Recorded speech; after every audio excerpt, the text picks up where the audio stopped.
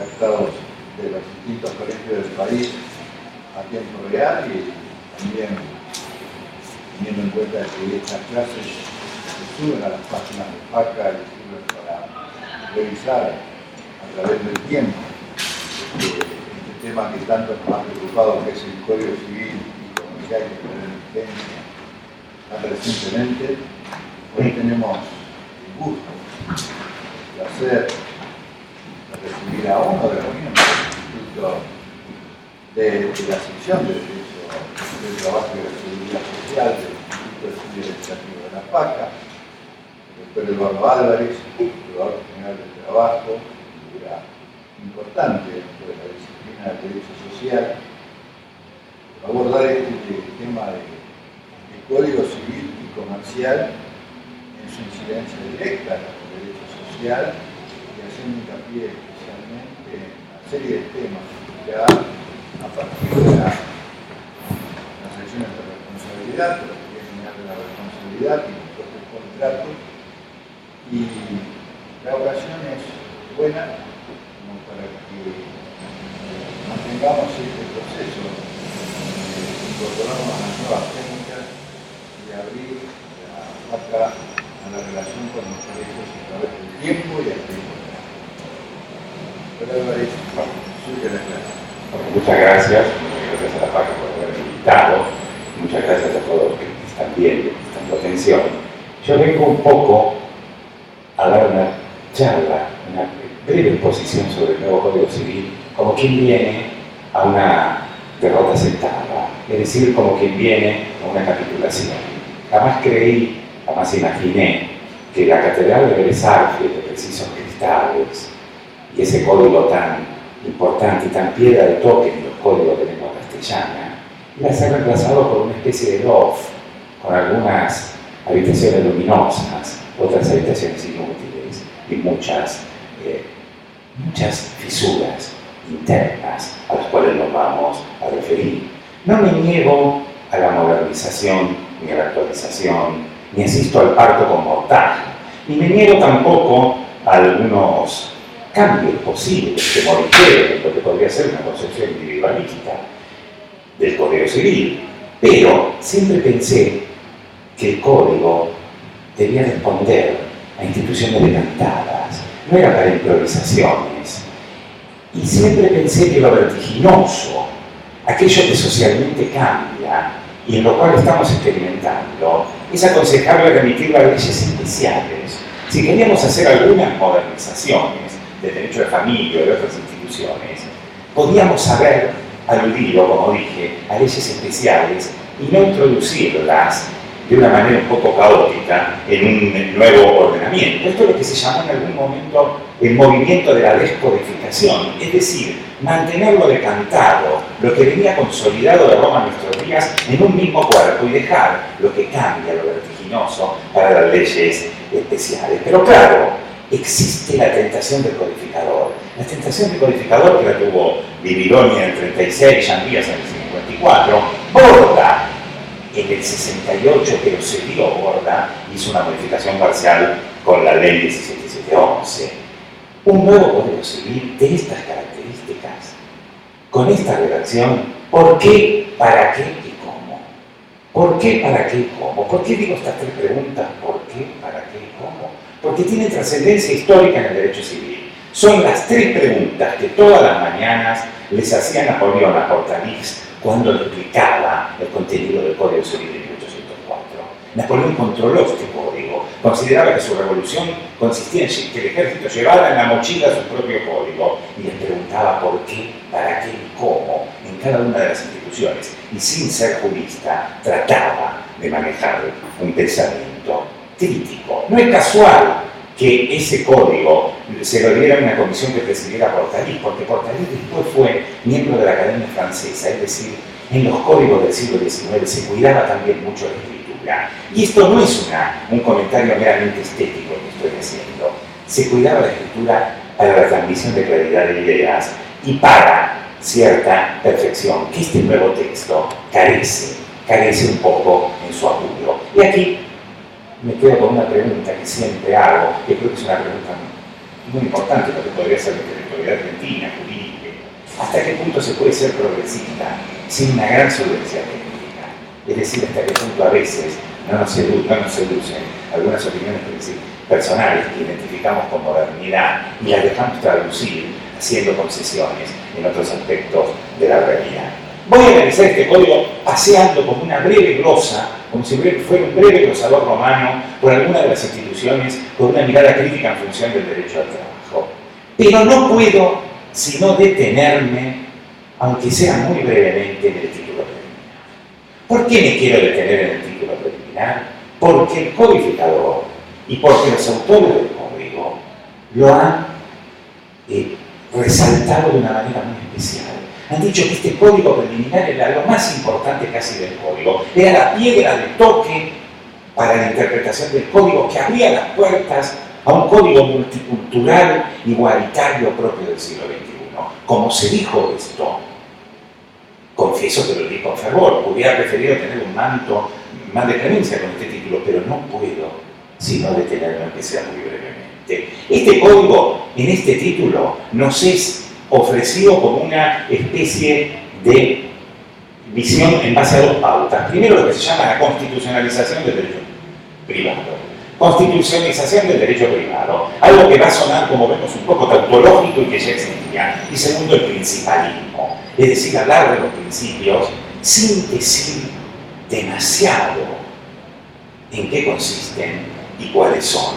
Esta remisión de la constitucionalización del derecho privado es algo que viene ocurriendo en las leyes de los países americanos, sudamericanos en especial, y es muy propio de los países, este defecto que voy a señalar, muy propio de los países que tuvieron ruptura constitucional.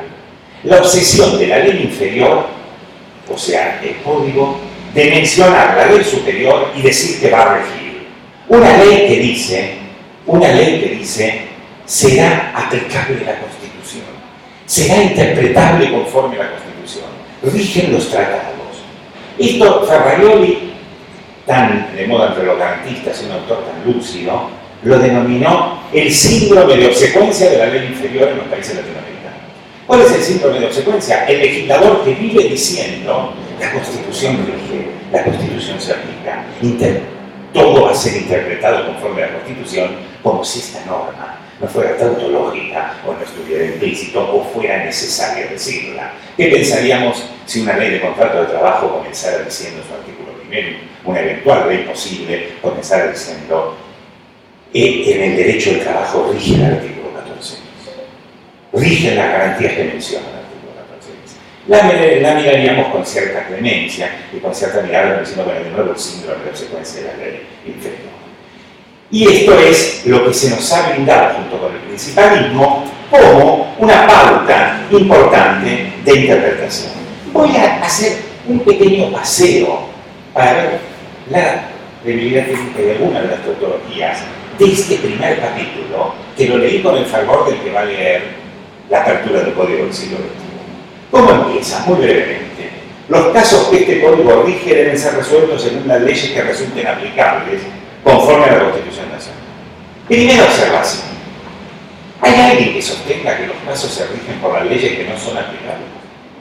¿Hay una redacción peor elegida para comenzar un código? ¿Alguien puede comenzar un código y decir, hay alguien que sostenga la doctrina que los casos se resuelven conforme a las leyes que no resulten aplicables y conforme a la Constitución y los tratados de derechos humanos que la República haya suscrito? Sobre los tratados de derechos humanos, esta alusión no era necesaria. Primero, no era necesaria porque rige el artículo 75, inciso 22 de la Constitución, y aún de ser innecesaria, es limitativa. No solo los tratados de derechos humanos, todos los tratados internacionales, los tratados supralegales, las convenciones de la OIT ratificadas, aquellas que no podríamos calificar en derecho internacional de derechos humanos, como por ejemplo los convenios de la OIT sobre remuneración, sobre todos aquellos que ha suscrito nuestro país, no podríamos considerarlos tratados de derechos humanos, pero tendrían características supralegales. Como vemos que lo que se pintó como la constitucionalización era una tautología encima de todo, expuesta de una manera vacilante y de una manera confusa. Inmediatamente habla de la costumbre. Aquí el primer salto metodológico. Hablamos de lo más alto, la Constitución y los tratados, y en el mismo artículo bajamos a la costumbre. Y decimos que la costumbre, los usos, los prácticos, las costumbres son vinculantes porque las leyes se refieren a ellos, o en situaciones no reguladas legalmente, sin determinación contraria a ese derecho.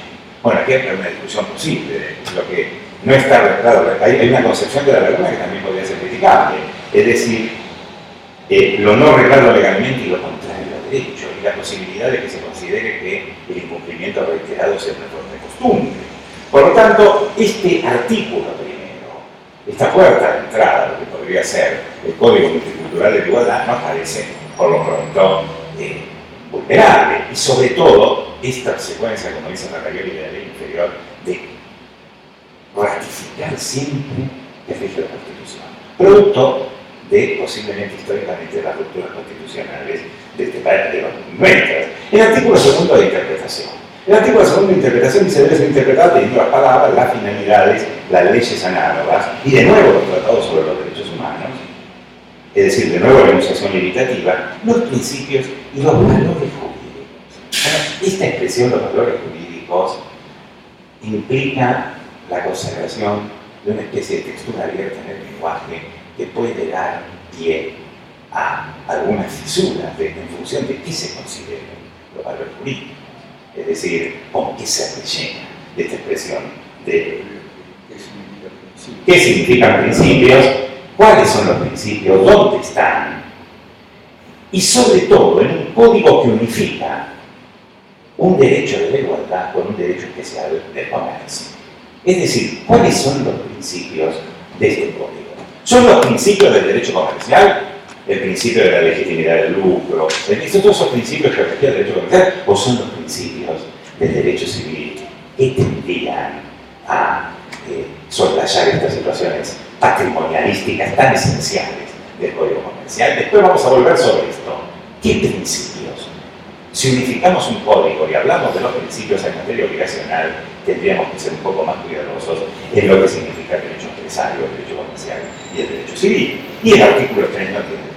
Primero porque es un artículo 3, el artículo 3 monta lo objetivo, digamos lo procesal con lo de fondo, cuando dice los jueces deben resolver los asuntos que les sean sometidos mediante decisiones razonablemente fundadas. No fundada, razonablemente. Cuando se usa el adverbio razonablemente es un mínimo de razón.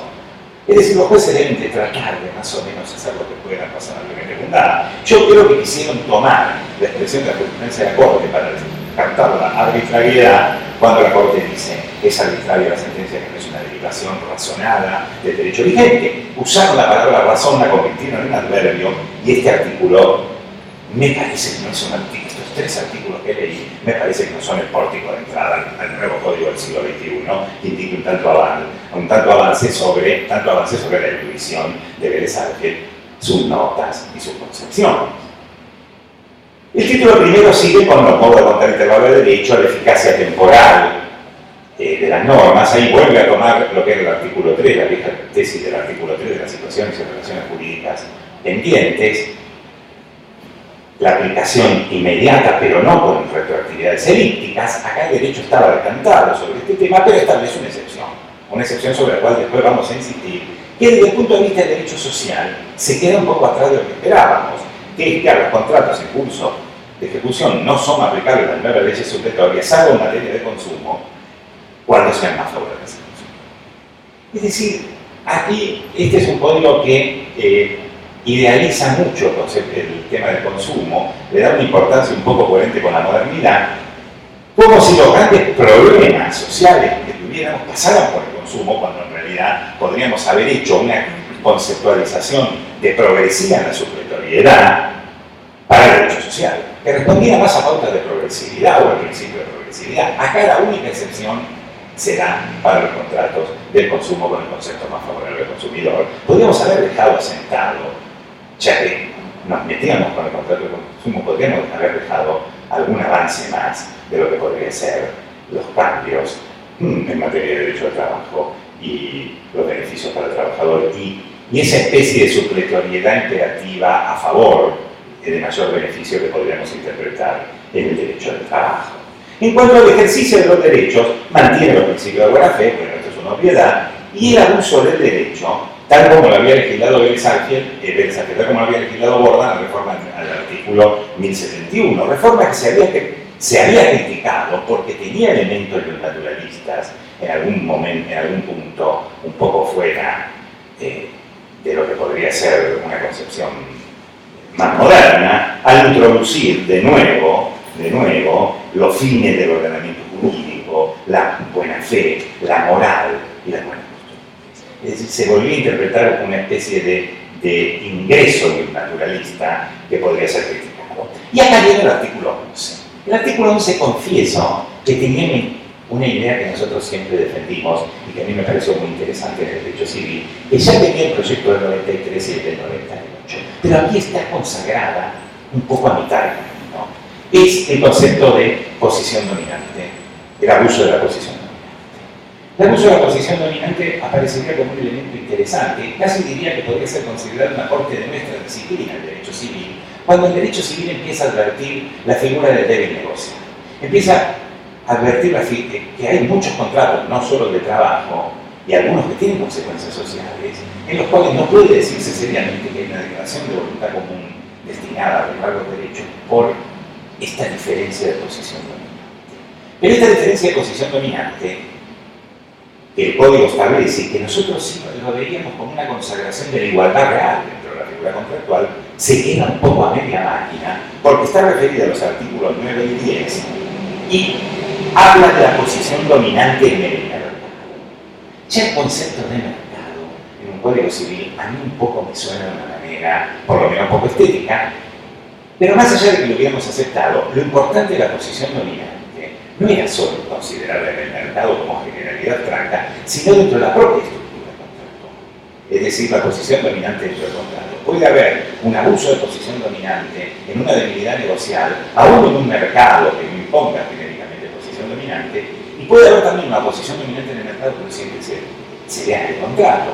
Cuando nosotros esto lo criticamos, ya cuando era proyecto, de pronto en una de las charlas, ahí la que de Carlucci, estos respondieron de una manera que puede ser interesante, pero que también se queda un poco a media máquina diciendo nosotros no quisimos avanzar sobre las consecuencias para no incidir sobre los distintos vicios de la voluntad y del vicio del acto jurídico de lesión, este propio código, digamos, consagrado, es decir, como para no mezclar tanto las figuras, sino como para dar un panorama genérico. Bueno, entonces nos fuimos a leer rápidamente lo de los vicios de la voluntad y lo del vicio jurídico de lesión, y vimos que mantenía la estructura tradicional. No había nada que protegiera más al débil negocial, incluso en el contrato en el vicio del acto jurídico de lesión, en el artículo 322, lo único que se agrega en modificación al viejo artículo 954 es el concepto de debilidad psicológica. Es decir, que no era el caso cuando nosotros nos estábamos refiriendo, sino hablábamos más bien de la debilidad sociológica dentro del propio contrato, es decir, de sociológicamente débil negociado.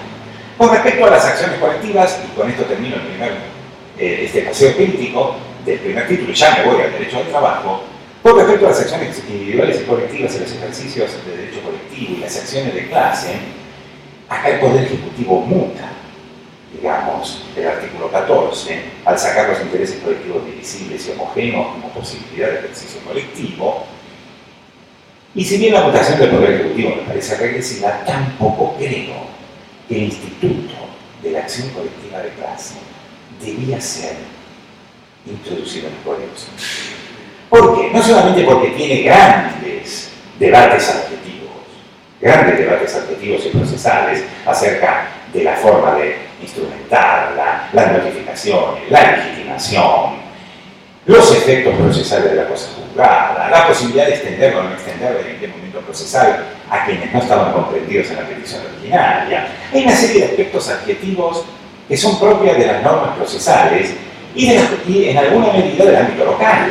Y lo cierto es que en materia de legitimación, incluso en materia de acciones de clase, hay algunos proyectos provinciales que tratan de abocarse al tema. Por lo tanto, esto que a su vez el Poder Ejecutivo mutó, si bien nos parecía una cosa interesante, no nos parecía lo suficientemente meditado y decantado para un Código Civil, y aparte de eso, nos parecía una institución demasiado encabalgada en lo procesal para tomarla a nivel nacional.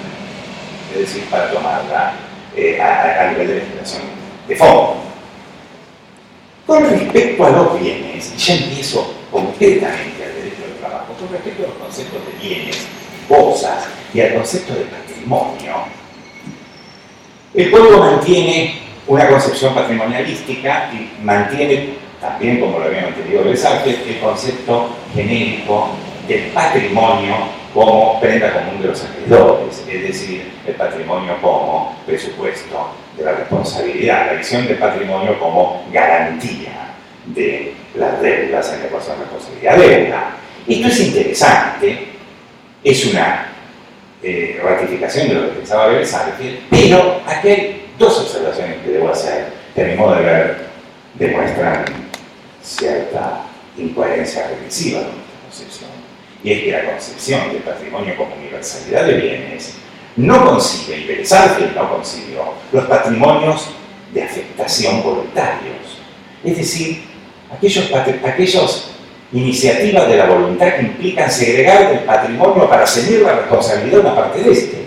Por lo tanto, este concepto en alguna medida está reñida con la sociedad unipersonal o de un solo socio, que en realidad, más allá de la forma que le busquemos, no es sino una vía para crear un patrimonio de afectación que ciña la responsabilidad y que pueda ser, en muchos casos, en un país tan singular como el nuestro, no creo que decir nada demasiado ofensivo, porque yo en realidad soy argentino y entero, pero me parece que era una vía muy fácil para el fraude o para la frustración de los derechos, no solo de los trabajadores, sino de muchos acreedores, sobre todo existiendo en la Argentina la sociedad de responsabilidad limitada y habiendo en la Argentina un ordenamiento en materia de sociedades que privilegia la infracapitalización, es decir, donde puede haber infracapitalización, donde puede haber mayorías societarias, consagrar la sociedad de un solo socio me parece francamente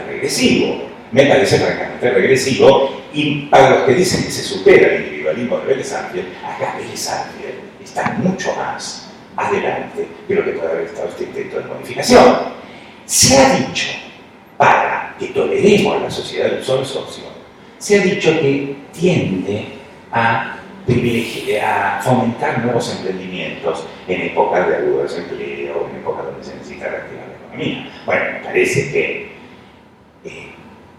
fomentar nuevos emprendimientos con esta metodología no me parece lo más conveniente, sobre todo, como dije, la posibilidad de utilización fraudulenta. Y por otra parte, se ha consagrado la sociedad de un solo socio de una manera un poco bestial. ¿Por qué digo un poco bestial? Porque no ha sido condicionada en el proyecto originario, porque podría haber sido condicionada, como en algunos otros ordenamientos comparados, con límites al patrimonio, con un monto mínimo de capital intangible, con un fondo asegurado no disponible, para que no se convirtiera en un capítulo de la insolvencia, sobre todo, repito, en una situación como la que nosotros tenemos. Lo cierto es que el Poder Ejecutivo, y esto Humberto Podetti siempre decía que en derecho había opiniones y a veces había ocurrencias. Y unas veces se pregunta, y a lo largo de este código muchas veces me he preguntado, ¿esto a quién se le ocurrió? En el Poder Ejecutivo, cuando se quiso incidir sobre la sociedad de un solo socio, se le impuso una forma de sociedad anónima.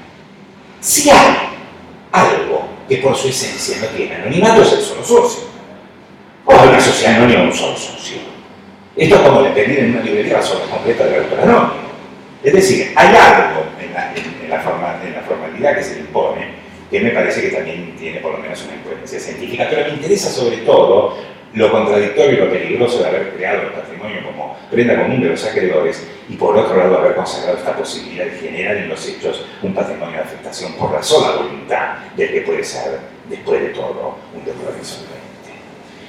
Con respecto al patrimonio, una pequeña perla que puede influir en los abogados.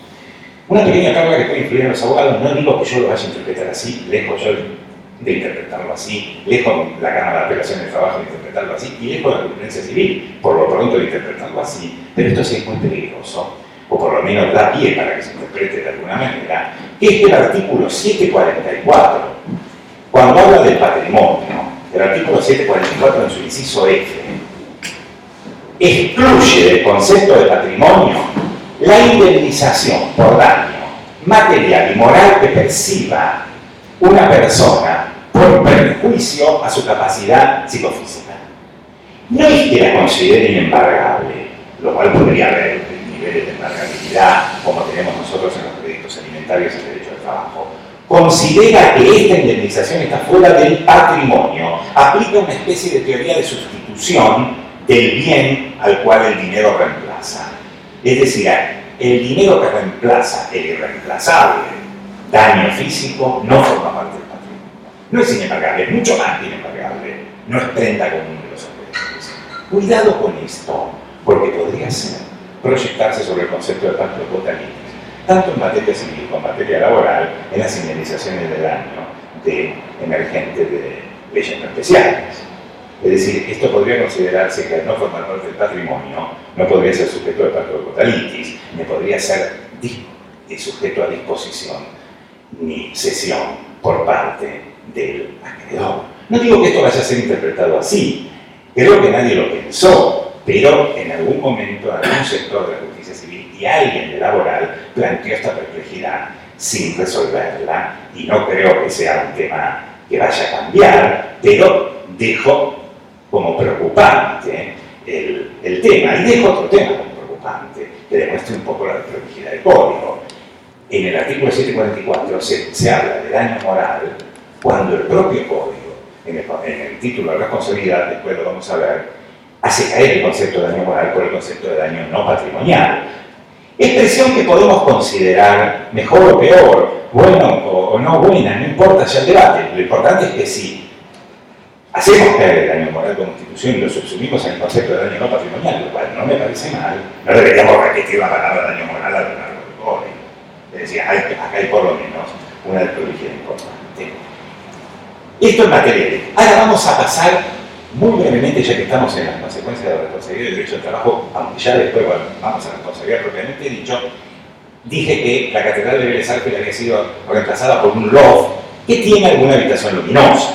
Es cierto, alguna habitación luminosa tiene. En vez de darle una habitación luminosa a este loft, esto sí me parece importante y me parece una pauta de progreso, la nueva disposición de la responsabilidad de las personas físicas que integran y dirigen las sociedades civiles y las simples asociaciones y todas las tipologías que pueden asumir las personas jurídicas de existencia ideal, que este código llama personas jurídicas en función de las personas jurídicas humanas, de las personas humanas, trasladando hacia las instituciones civiles sin fines de lucro el principio general del artículo 54 de la ley 19.550 y de su artículo 274, cuando la sociedad era usada para fines ajenos, para violar la ley y el orden público y perjudicar a terceros. En síntesis, se extiende la responsabilidad de socios, integrantes y partícipes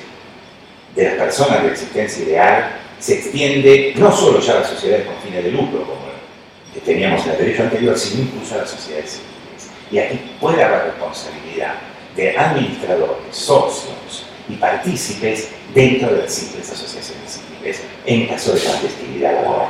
Es decir, la responsabilidad por clandestinidad laboral, que antes teníamos una norma muy clara en materia de sociedades, no la teníamos tan clara en materia civil y la jurisprudencia era vacilante. Había salas que no daban responsabilidad de socios, de fundadores o de integrantes de entidades que no fueran sociedades comerciales. Esa ampliación nos parece importante y sobre todo nos parece importante porque podría sí ser esto una posibilidad o una herramienta para combatir eficazmente el trabajo clandestino o el trabajo ilícito, sobre todo si tenemos cuenta que no sé si esto habrá sido algo querido o advertido, cuando en el artículo 144 se establece la responsabilidad de los socios, gerentes, administradores, representantes legales en temas de actos ilícitos de las sociedades, como de clandestinidad laboral, trabajo en negro, se establece también la posibilidad de responsabilizar a controlantes, a directores directos o indirectos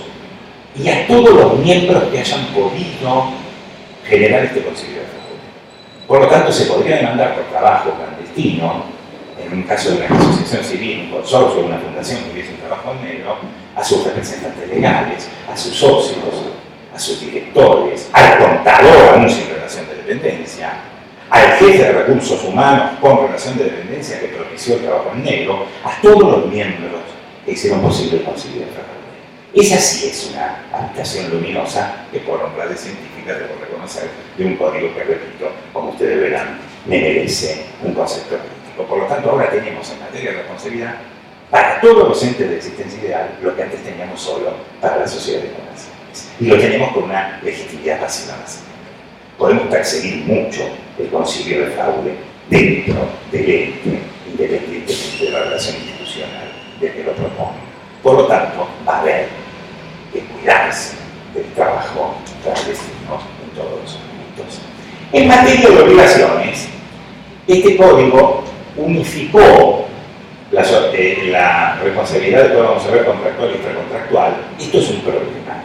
¿Por qué digo que es un problema? No porque sea un error, porque es una posición doctrinaria que algunos siempre sostuvieron, el tema de la unificación entre lo contractual y lo extracontractual, sino porque si vamos a optar por la unificación, en un mundo que hemos tenido de desarrollo hasta ahora, de diferencia entre responsabilidad mediana y responsabilidad contractual, tendríamos que acostumbrarnos a un poco de eso y no hacerle decir al código algunas disposiciones que solo se conciben cuando todavía teníamos la responsabilidad. Es decir, esta es otra crítica que hacemos. Nosotros vamos a unifiquemos hasta las últimas consecuencias. Esto puede ser discutible o no, pero no nos deberíamos quedar a mitad de camino. Claro, la respuesta. Claro, la respuesta. Acá hay algo interesante y un poco, no demasiado señalado. Este código de materia de obligaciones tiene dos grandes supresiones. No solo en materia de obligaciones, pero acá se nota mucho. Primero, esto no sería tan grave. Suprime el concepto de obligación natural. No obstante, esto no es tan grave porque también establece algo que en los hechos era la tradición de la obligación natural, que establece la repetibilidad del pago espontáneo de obligaciones prescritas o aquello que se debe por la buena fe o por la moral. Es decir, sin establecer un concepto de obligación natural, genera dos hipótesis de obligaciones que son en los hechos obligaciones naturales. Pero acá hay otro pequeño detalle que tiene algunas consecuencias en el derecho al trabajo. Al derogar el Código de Comercio, se ha derogado el concepto de acto de comercio. No sabemos ya qué es un acto de comercio. El viejo artículo 218 del Código de Comercio y toda la elaboración doctrinaria en torno al concepto de acto de comercio ha caído. Ya no sabemos bien qué es un acto de comercio. Esto no es menor, sobre todo por la consideración del concepto de lucro, y esto es el hijo de haber unificado. Claro, es lo que trae sobre negocio. Y esto es interesante porque si leemos el proto derecho al trabajo, la prehistoria del derecho al trabajo, veremos cuánto el derecho al trabajo progresista le debe a la elaboración en torno al concepto de acto de comercio. Incluso si vemos el fallo plenario opinión con Genovese sobre gratificaciones, que después dio origen al viejo artículo 104 de la Ley del Contrato de Trabajo en materia de concepto remuneratorio de gratificaciones, veremos cómo, tanto en el dictamen del procurador desde entonces como de los camaristas, se empieza a hablar del concepto de acto de comercio y de la no gratuidad de los actos de los comerciantes como base para elaborar la esencia remuneratoria de las gratificaciones, aún sin teleología fraudulenta en el origen de nuestro derecho al trabajo. Es decir, el artículo de acto de comercio era un artículo en el cual le habíamos sacado bastante jugo y marcado un poco la dinámica de lo que era el hombre de empresa y de lo que era un acto de comercio y cómo debía ser interpretado con esa presunción de onerosidad y de donde se presume que nadie da nada, acá todo el mundo da algo a cambio de nada. Pero aparte fue otro tembladear, al no saber qué es un acto de comercio y al no tener una tipología muy estricta del concepto de acto de comercio, tenemos algunos problemas. Hay algunas cosas que creíamos que eran acto de comercio y que ya no son acto de comercio, no sabemos si son. Por ejemplo, la compra-venta de inmuebles. Por ejemplo, la compra-venta de tiempo compartido, de cementerio. Esto todavía no sabemos bien. Entonces no sabemos bien si el que trabaja está trabajando para una empresa que hace acto de comercio, no hace acto de comercio, qué característica hay, qué vinculación hay. Esta desprolijidad, que no sé si se notó o no, debió ser elaborada sobre todo cuando me cuesta a mí quedarme sin una definición de comerciante y de acto de comercio. Siento que tengo algo de vacío. No sé si porque me formé en el viejo Código de Comercio o porque algo de esto hay. Después vamos a ver cómo se nota en algún tema de cumplimiento de las obligaciones. ¿Seguimos o que después que las pregunto? Con respecto a las obligaciones de dar suma de dinero, esto sí es un problema. Acá el código es hijo de haber unificado la responsabilidad y está realmente en esta parte muy mal escrito. Aparte de tener algunos errores, pero cuando digo que está muy mal escrito, no es que pretendo que un código deba ser escrito por una pluma como puede ser la de Borges o de Magnífica. Está mal escrito en el sentido de que está escrito de una manera donde no hay definiciones muy claras de conceptos y donde se repiten palabras y donde no son claras las consecuencias de los hechos. Por eso digo que está mal escrito, no porque no tiene estética musical y nada de lengua castellana. Claro. Por empezar, obligaciones a suma de dinero establece, en las obligaciones de la suma de dinero establece el concepto de interés compensatorio que lo debió aclarar un poco más. ¿Por qué digo que lo debió aclarar un poco más? Porque en la jurisprudencia, sobre todo del argentino, en materia obligacional, y lo van a ver mucho en derecho al trabajo, sobre todo en la época en que se derogaron los diseños inflacionarios, indexatorios, se empezó a decir que la tasa de interés tenía un elemento compensatorio, pero no en este sentido, sino como compensatorio, como paliativo del perjuicio del enderecimiento del sistema.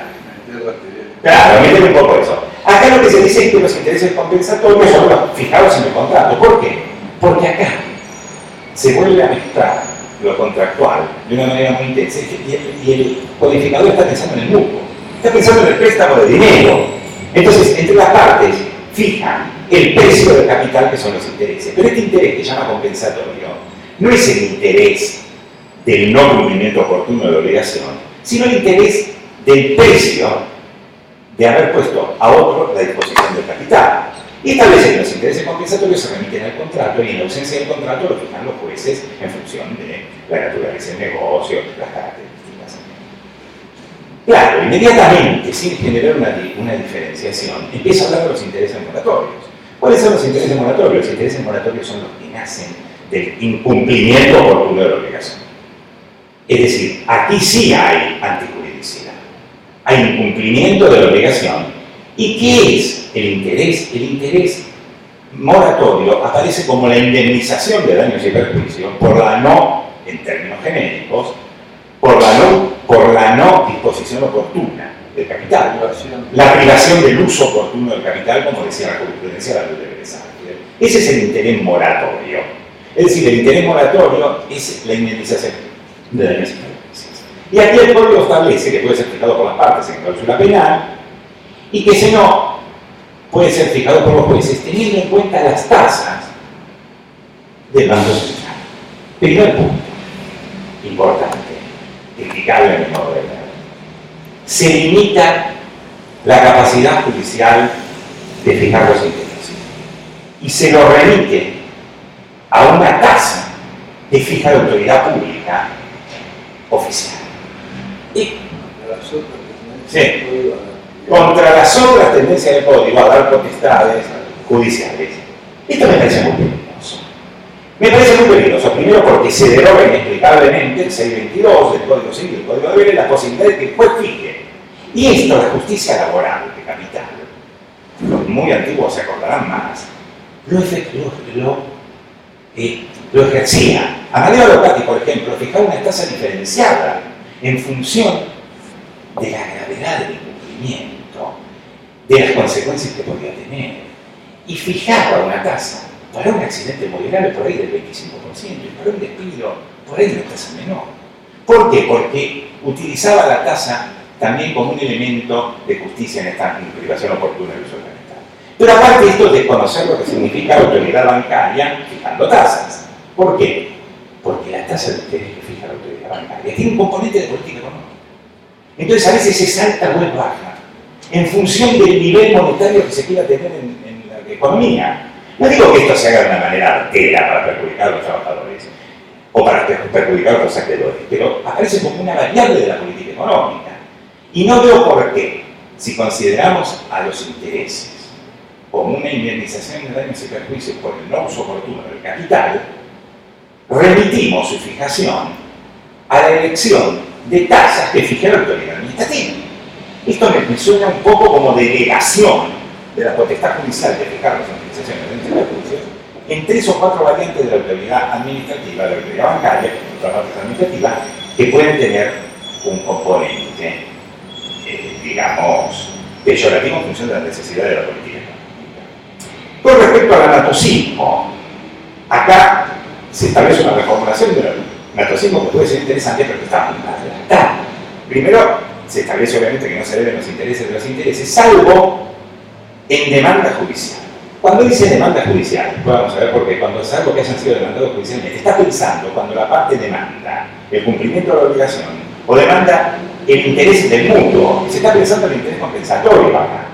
Y después establece la posibilidad de capitalizar intereses en liquidación judicial. Bueno, acá cuando habla de liquidación judicial está pensando a la posibilidad de capitalizar intereses moratorios que el empleador o cualquier deudor no pagó. Pero usa la palabra demandada judicialmente y liquidada judicialmente. Y acá la primera pregunta que todos nos hacemos, ¿puede haber algo liquidado judicialmente que no haya sido demandado judicialmente? Nadie entra a la corriente. Entonces, como vemos, hay algunos defectos muy graves de redacción. Después, ya volviendo a las obligaciones, se establecen las obligaciones concurrentes. Las obligaciones concurrentes ya estaban aceptadas por la jurisprudencia, y esto es interesante en materia de responsabilidad, pero llegan tarde al derecho argentino. ¿Por qué digo que las obligaciones concurrentes llegan tarde? Porque son aquellas en las cuales se debe lo mismo, el mismo objeto, por causas distintas. La teoría de las obligaciones concurrentes era interesante cuando teníamos separados los aspectos de responsabilidad. No era algo que es tan útil cuando tenemos unificada la responsabilidad. Por ejemplo, yo las apliqué concretamente, la teoría de las obligaciones concurrentes antes de la reforma del Código, en el caso Rivero contra Techo Tecno, en el cual condenamos al empleador por no dar cinturón de seguridad y violar el artículo 75 y provocar la muerte de un trabajador de altura, por responsabilidad contractual. Y a la ART por el 1074 y por no haber hecho el control que establece la ley y el artículo 4. Es decir, uníamos responsabilidad contractual con extracontractual en un mismo objeto y por eso usábamos obligaciones. Son interesantes como figura, pero repito, llegan un poco tarde y tienen algo raro en función de lo que significaría en función de lo que significa la verificación de la responsabilidad. Una última mención que me parece muy interesante, porque hace la responsabilidad de los empleadores en derecho al trabajo y después ya pasamos a la responsabilidad propiamente dicho. Una cosa muy interesante son la consagración de los contratos de colaboración, de los contratos asociativos. Los contratos asociativos son aquellos contratos que no existían sino muy tenuemente en el derecho argentino por la figura de las sociedades accidentales del viejo ley de sociedades. Son aquellos contratos en el cual grupos empresarios se unen para un resultado común. Es decir, parten de la premisa de la unión de grupos empresarios o de empresas y establece algunas tres categorías concretas de contratos asociativos. La particularidad de estos contratos es que se unen las empresas, pero no forman una tercera empresa. Y esto el código lo dice muy enfáticamente. No son asociativos. No generan una nueva finca. No generan un nuevo sujeto de derecho. Y no se le aplican las disposiciones de las sociedades. Son como uniones de empresas para determinados resultados que le convienen a todos sin generar un nuevo sujeto. La primera figura es la agrupación de colaboración. Y acá hay que señalar tres incoherencias del legislador, del codificador, que no he conseguido entender ni nadie me ha explicado. Las agrupaciones de colaboración es cuando varias empresas se unen para hacer en común y colaborar sobre determinadas fases de la actividad. En este contrato que no tiene fin de lucro, esta agrupación de colaboración, que parece como una colaboración para llevar a cabo mejor distintas facetas del proceso productivo, el código establece la solidaridad de todos frente a los terceros. Esta solución me parece interesante. Es decir, recuerda a todos los que pudieron contratar con estos grupos de colaboración, y te estoy refiriendo en concreto a los trabajadores, establece la solidaridad. Claro, un 31 sin pedirle grupo empresario, ni unidad, ni conducción temeraria, sin fraude. Acá esta solidaridad empezaba a interesar en los grupos de colaboración. Claro, se podía encontrar, era todavía un poco más intensa y empieza poniendo los principios de solidaridad para este caso. Inmediatamente trata las uniones transitorias de la empresa. Ya la unión transitoria de la empresa vuelve a tomar el viejo diseño de la ley de sociedades y establece una fórmula lingüística que yo he hecho una interpretación, que no sé si será compartida, porque se establece que en las uniones transitorias de empresas ya no es como la grupo de solidaridad. Acá ya no decimos que es solidario frente a todos los trabajadores. Acá decimos lo que decía la ley más redactada, la solidaridad no se presume. Claro, por otra. ¿Qué significa la solidaridad no se presume? Primera observación mía, no significa que no haya solidaridad.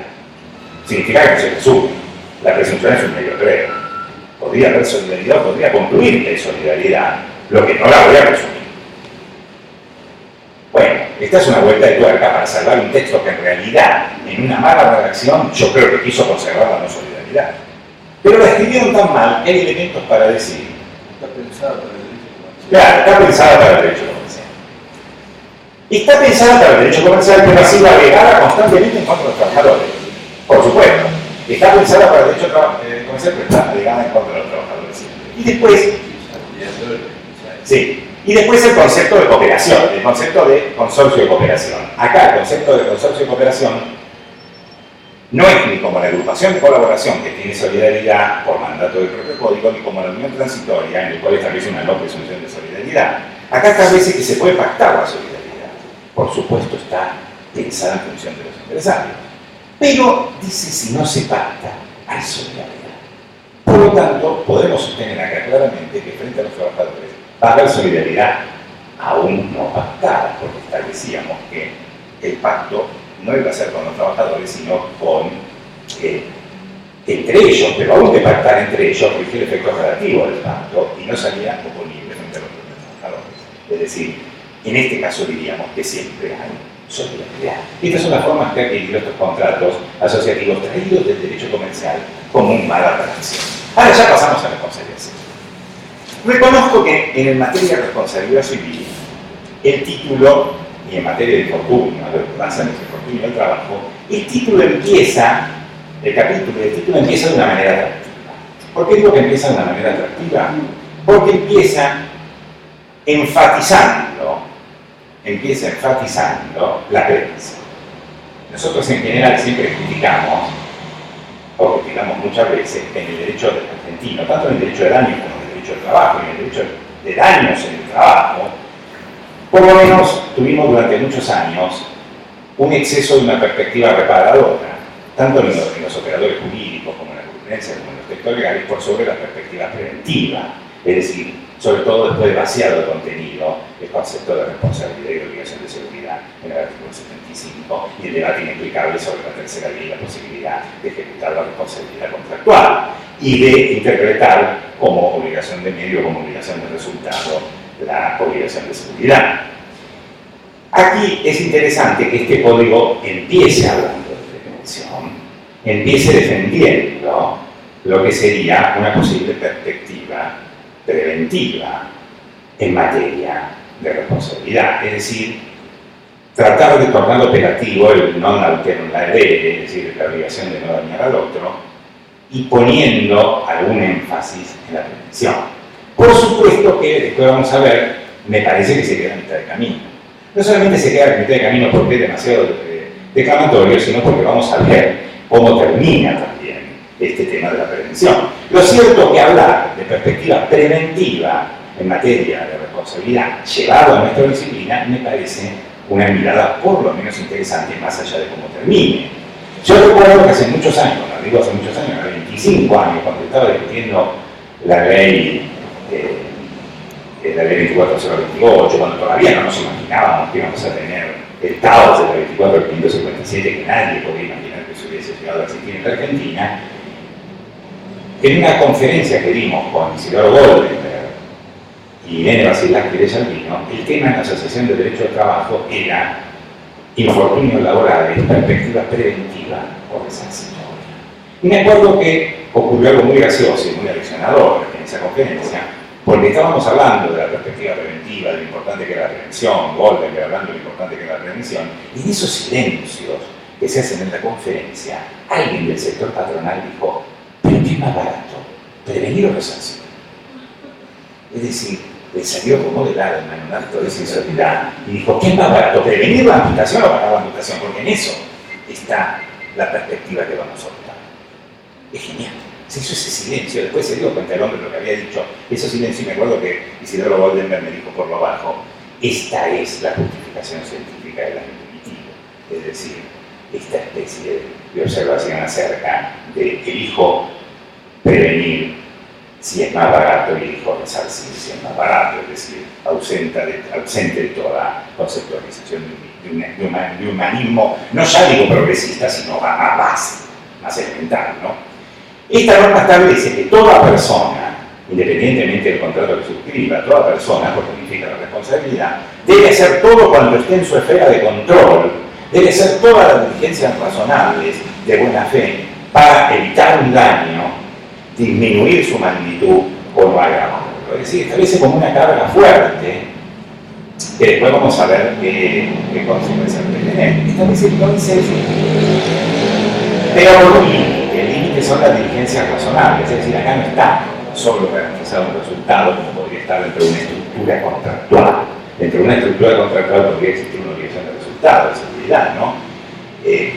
Entre paréntesis, ya establecían las leyes de partidas esta obligación de resultado en materia de vinculaciones que tienen que hacer al quehacer humano. Y recuerdo una frase de tal vez el primer accidente de trabajo de la historia de la literatura, que es un accidente en el Quijote, donde Sancho tiene un accidente, en una de esas salidas tan terribles con el Quijote, que siempre terminan en daños para los dos, en especial para Sancho, y donde el Quijote le dice que lo va a indemnizar, se lo dice de una manera distinta, pero le da a entender que lo va a indemnizar. Sancho le dice una mentalidad un poco cerril, un poco bruta, le dice, pero ¿por qué me va a indemnizar si usted no tuvo culpa? Me pegaron ellos, me caí solo, me robaron el burro, usted no tuvo culpa. Y Don Quijote le dice una ley de partida y le dice, sano te saqué de tu hacienda, sano te reintegro cada noche. Es decir, sí, esta discusión del artículo 75 y 76, de la ley 76, esta discusión, bueno, pero podría interpretarse, esta discusión, es decir, nuestra Cámara está discutiendo la responsabilidad del medio resultado, lo que tenía muy claro un loco que leía libros de caballería y le dice a su propio trabajador, si te saques sano te reintegro a tu hacienda cada noche, ¿no? Existían normas claro, en el consulado. Claro. Bueno, entonces es muy interesante. Establece entonces, por lo tanto, esta actividad, pero acá obviamente, fuera de un contrato, no se puede imponer una obligación de resultado, no hacer daño, sino que se establece todo lo que esté en la esfera de control y diligencias razonables. Y aquí ocurre algo interesante. Crea la acción preventiva. La acción preventiva del daño es una acción destinada a conjugar todo hecho o omisión antijurídica. Después vamos a ver la palabra antijurídica, porque acá hay un problema con la palabra antijurídica cuando después define el concepto de daño, ¿no? Es una acción destinada, con algo de cautelar, destinada a conjurar todo hecho o omisión antijurídica y que concibe una legitimación amplia de todo aquel que tenga interés razonable en la prevención, no solo la posible potencial víctima, sino todo aquel que tenga interés razonable, demasiado amplitud en el sujeto activo, muy amplio, colectiva, claro. Muy amplio el concepto, muy amplia la legitimación, el concepto de interés razonable y esta acción en la cual el juez puede condenar a un hacer, a un no hacer o a tomar todas las medidas que cercenen lo menos posible la libertad, pero que garanticen lo más posible la integridad psicofísica. Ese delicado equilibrio que el legislador trata de ver entre la libertad de imponer un hacer y a su vez el derecho a la integridad psicofísica del otro. Inmediatamente el legislador se da cuenta que hizo algo que puede ser un verdadero y trata de evitar. Y dice, bueno, pero cuando el juez note que esto es muy excesivo, cuando se cumplen otras puniciones penales o administrativas, cuando note que puede reducirla y puede dejarla sin efecto cuando no. Es decir, empieza muy bien la prevención, nos entusiasmaban, y empieza muy bien, y el interés razonable aparece como un concepto tal vez demasiado amplio, y después el legislador deja como un silencio y se entra a arrepentir de lo que consagró. Pero acá tengo una perla extraordinaria de hace 10 días. el primer fallo, estoy haciendo un seguimiento, dentro de lo que puedo, ¿no?, de los fallos que en las distintas jurisdicciones, no solo en capital, dentro se está interpretando el Código Civil. Y pesco la primera acción preventiva de daño. Cuando veo la primera acción preventiva de daño que el tribunal hace lugar, sale la segunda de Salta.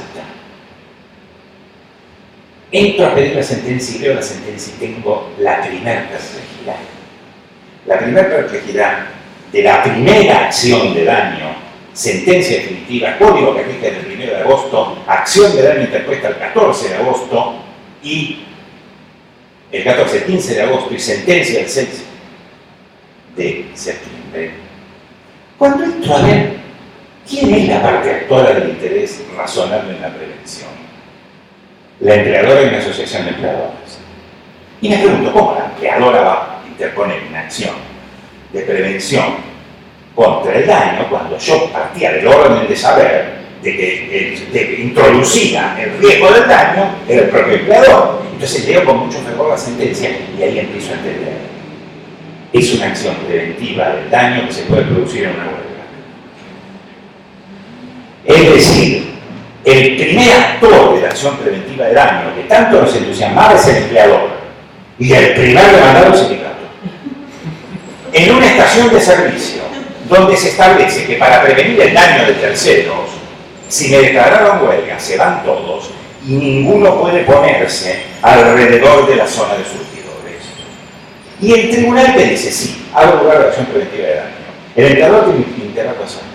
Puede explotar un surtidor, es muy peligrosa la sustancia, pueden venir a cargar, pueden venir a rellenar los tanques. Por lo tanto, le digo al sindicato que si va a hacer huelga, que empiece durante la jornada de trabajo, se deben ir inmediatamente, deben abandonar el lugar de trabajo y ni siquiera deben estar reunidos en el perímetro que se fija, que rodea el establecimiento. Es la primera acción preventiva de daño, sujeto activo del empleador, sujeto pasivo al sindicato, juez que le hace lugar y que lo condena a un no hacer, a un hacer y no hacer al mismo tiempo, unirse y quedarse lejos para ver si todo esto explota y se produce un daño no solo a ustedes y a otros trabajadores administrativos, sino a mucha gente que pasa, entra y quiere cargar. Es la primera sentencia, no hubo otra. Fíjense cómo a veces las instituciones que nosotros creíamos y veíamos como una expresión de progreso, muchas veces pueden tener algunas reacciones y algunas interpretaciones singulares en los tribunales. El pedido de exclusión. Claro, hay que ver, sí, hay que ver qué tipología de medida de acción directa era. Por ahí era una cosa espontánea, por ahí no se había llevado a cabo por representantes personales que estuviesen incluidos en la tutela. Podría haber ocurrido varias cosas. Lo cierto es que me extrañó ver que el primer actor con interés razonable era el propio empleador, que yo iba a imaginar que iba a ser el primer demandado. Es decir, yo iba a imaginar a lo largo de mi vida, cuando vi esto, que iba a ser claro, un sindicato con personalidad. La ley establece, como dije, en nuevo código, un sistema de unificación y establece una serie de simplificaciones sobre los conceptos de responsabilidad que pueden ser algunos interesantes, algunos caóticos, algunos se quedan por la mitad y sobre todo expuestos con cierta debilidad técnica. Por empezar, rompe el tríptico tradicional de la responsabilidad de Besarfield y que teníamos ya asumido a partir del daño a los auxilios de Orgaz y toda la elaboración de la escuela civil, de la doctrina civil. El daño la responsabilidad tenía un tríptico sagrado. Si fallaba uno, caía la responsabilidad. Ese tríptico sagrado era la ilicitud, en su sentido amplio, después introduciríamos el concepto de responsabilidad objetiva, pero digamos, la ilicitud en su sentido más amplio, el daño, como el perjuicio temporal mensurable, fuera patrimonial o no patrimonial, y la relación de causalidad entre el daño y la ilicitud vinculada a la conducta. Bueno, antijurídica, digamos. Esto era lo tradicional en el derecho. Si había algo que caía la responsabilidad. Si no había antijuridicidad, no había daño, no había relación de causalidad, cualquiera que faltaba hacía caer. Sí. de la responsabilidad jurídica. Claro. Acá el código reivindica el concepto de antijuridicidad, lo cual puede ser superador del ilicitud. Eso puede ser interesante, pero establece como una unión en ese tríptico, porque establece que la antijuridicidad da daño. Es antijurídica toda actividad que produzca daño. Es decir, basta que algo produzca un daño para ser el principio antijurídico. Esto puede ser interesante. Puede ser secreto de la responsabilidad, salvo causales de justificación, que la se enumera. El primer causal de justificación es el ejercicio regular del derecho. El segundo, la legítima defensa proporcionada, y el tercero, el mal mayor, es decir, no es un daño porque si no hay un daño mal mayor. Superan el problema de la presunción de la culpa. Sí, su pecado. Y es interesante algo, supera el concepto de la presunción de la culpa, y es interesante en el derecho colectivo de trabajo un aspecto. Si la antijuridicidad da daño y el ejercicio de un derecho es causal de justificación que quita antijuridicidad al daño, nunca va a poder ver responsabilidad del sindicato por el daño en la huelga. Bueno, primera interpretación interesante, ¿no? Que podríamos llegar a decir, sobre todo si consideramos que dentro de los codificadores está la medida que me marca de Carlucci, he insistido mucho en la responsabilidad de los sindicatos por el huelga. Es decir, aquí ha insistido mucho en doctrina ella y ha escrito, pero la formulación nos permitiría decir que a partir de ahora nadie va a poder sostener que hay responsabilidad por huelga porque el daño que generaría antijuridicidad tiene una causa de justificación, que es el ejercicio del derecho. Únicamente que por el abuso. Únicamente que entre por el abuso o por la calificación estricta de huelga. Es decir, que no sea un no hacer, sino un hacer dañoso. No digo la calificación, sino o el derecho, claro. No, pero podría haber una conceptualización restrictiva de huelga. Podría sostenerse que huelga es solo el no hacer. Podría alguien sostener, por ejemplo, el caso donde hay de que me imagino Carlucci critica y propicia la responsabilidad sindical al comentarlo, es un caso muy especial, porque ahí hay un hacer un poco dañoso que no es el no hacer. Hay incluso en un momento como una especie de boicot llevado a cabo con camiones, es decir, ahí podría ser un poco más discutible si hay huelga, pero participando de la huelga, claro, nadie podría decir propiedad ilícita, nadie podría decir matrimonio ilícito, entonces nadie podría decir huelga ilícita. Si es el ejercicio de un derecho, no admite la calificación de ilícito. Establece también algo interesante, sobre todo en función de alguna jurisprudencia regresiva, si bien superada ya en nuestra Cámara, pero regresiva que existió, establece que la exposición voluntaria al riesgo no exime de responsabilidad, salvo ruptura del nexo causal. Es decir, esto es interesante porque en derecho del trabajo, sobre todo, en la década del 80, más que nada la jurisprudencia del 79, 80, 81, tenía algunas salas que interpretaban de una manera muy regresiva la exposición al riesgo, partiendo de la premisa también ficcional de que en la dinámica de la relación laboral puede haber algo voluntario, ¿no? Como diciendo la exposición voluntaria del riesgo. Él trabajaba con esta máquina porque quería, bueno, no, pero se expuso voluntariamente porque siguió trabajando frente a que se había roto el freno de seguridad de así. Ese tema que alguna jurisprudencia nuestra regresiva ya superada establecía, en este momento está conjurada. Clasifica de una manera un poco, si bien yo entiendo lo que quisimos decir y todo lo entendemos, no está muy bien redactado las atribuciones de responsabilidad. ¿Por qué? Porque establece el factor objetivo de atribución y dice es aquel en el cual es irrelevante la culpa. Entonces el concepto de relevancia de la culpa. Esta forma de definir lo objetivo por lo irrelevante de la culpa puede ser un poco confusa, sobre todo cuando después define el factor subjetivo como el factor de la culpa.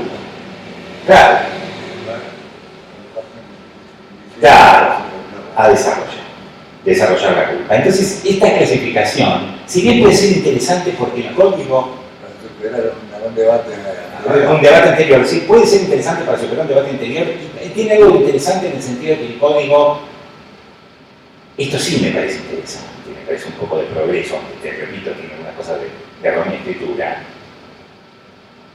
Tiene la responsabilidad objetiva, empieza a tener un papel preponderante y una conceptualización de reglamentación por parte del legislador que obviamente antes no tenía, no solo por la época de Belezarfield, sino porque Guardá también se quedó corto en la reforma de la ley 1711.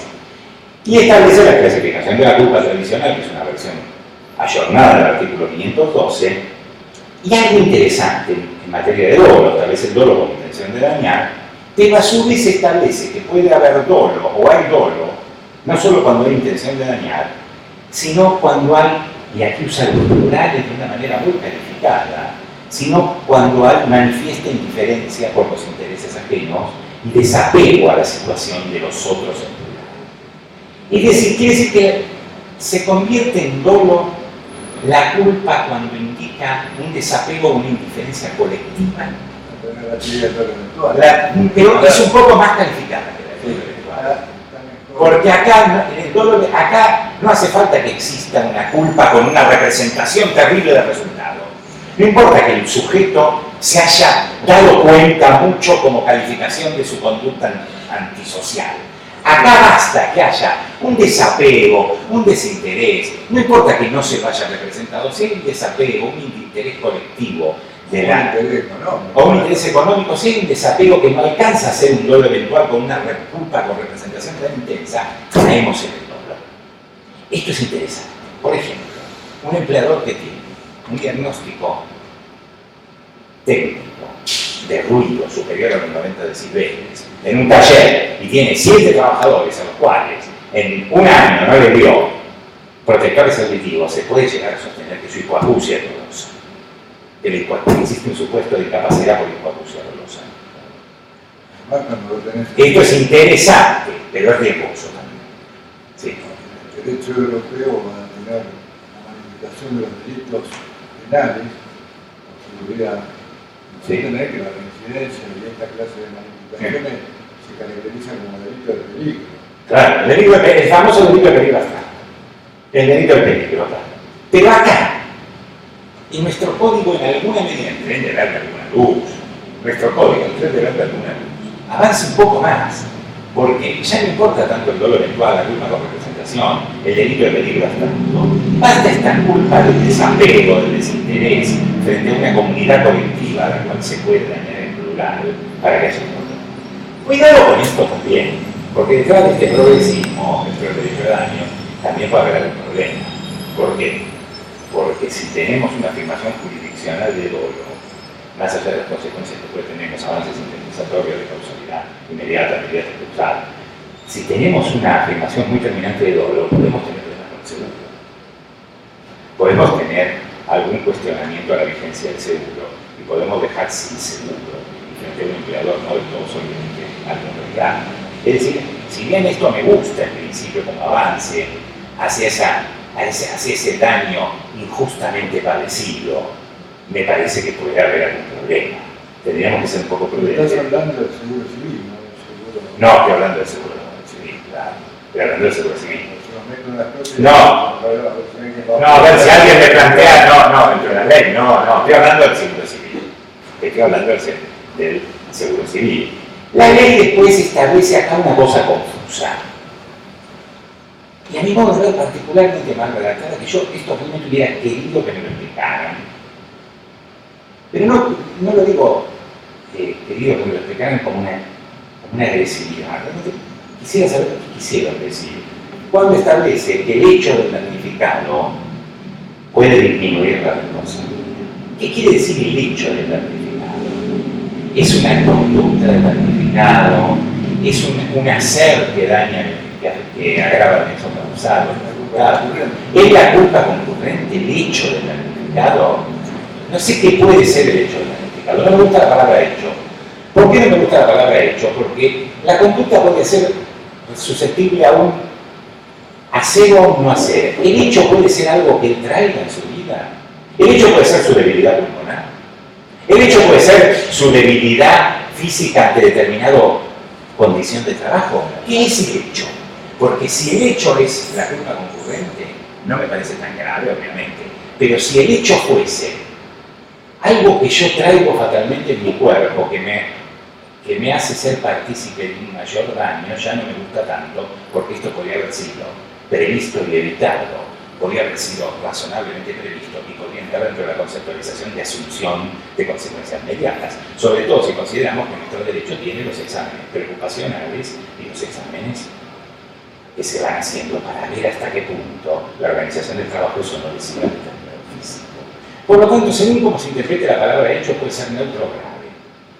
A mí me hubiera gustado que fueran más precisos, porque he visto por ahí interpretar que el hecho del damnificado aparece como un elemento que él trae. Bueno, esto ya no me gusta. Es decir, si es una cosa, si a la víctima se le va a descontar lo que trae y podría haber sido previsto el mayor daño por el empleador y evitado en el marco de la asunción de consecuencias inmediatas y causales de la causalidad adecuada que el código mantiene, esto ya me parece más grave. Es decir, esto tendríamos que afinarlo. El código establece esto sí algo interesante, esto me gustó, pero ya me acuerdo que venía haciéndolo en la Cámara también.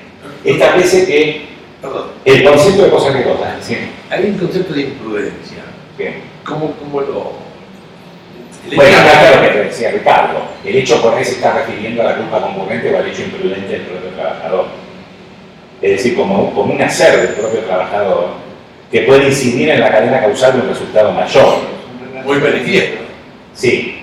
¿No? Lo que complica mucho todo esto. Sí. Que nosotros estamos pensando clave de conflicto laboral. Sí. Clave de aplicación de la teoría general de la responsabilidad, fórmula, código civil, a relaciones laborales.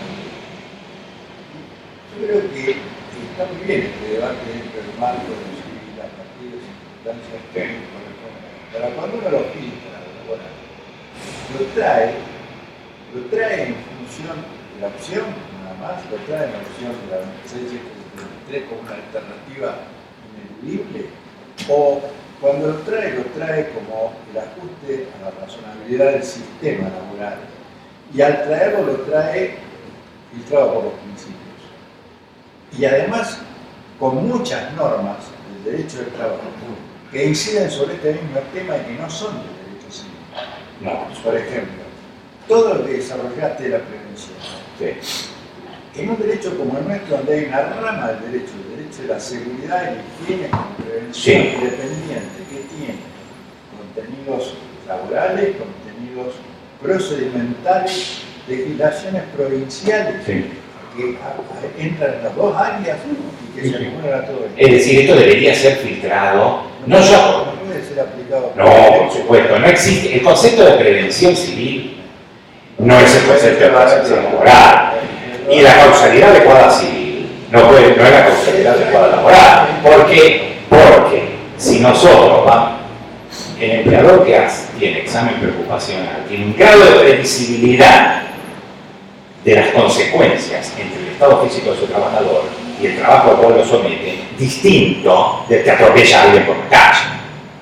Es decir, cuando unificamos las responsabilidades... Vos decís, tiene mucha importancia el hecho del tercero. Por supuesto. El tercero, pero no tiene importancia en mi criterio. No, estoy de acuerdo con vos. Con el asegurador ni con el empleador. No. Que están cooptados por su régimen. No solamente eso. Nosotros cuando hablamos de conductas de las víctimas de un daño, tenemos que tener conciencia cabal, que aparte de todo este bagaje normativo imperativo y de orden público, que aparte de ser laboral tiene que ver con el concepto de salud, aparte de todo este debate, que es muy importante, nosotros tenemos un concepto distinto de voluntad dentro de la relación laboral.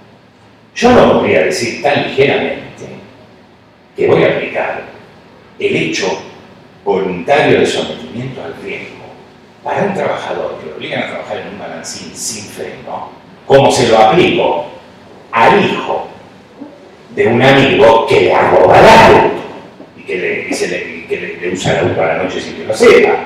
Es decir, los conceptos... Para la dirección legitimada. Claro, el poder legitimado y el concepto de voluntad. Es decir, el concepto de voluntad como un concepto que tiene un poder jurígeno distinto al que podría tener una relación donde no hay otro, donde una relación entre iguales.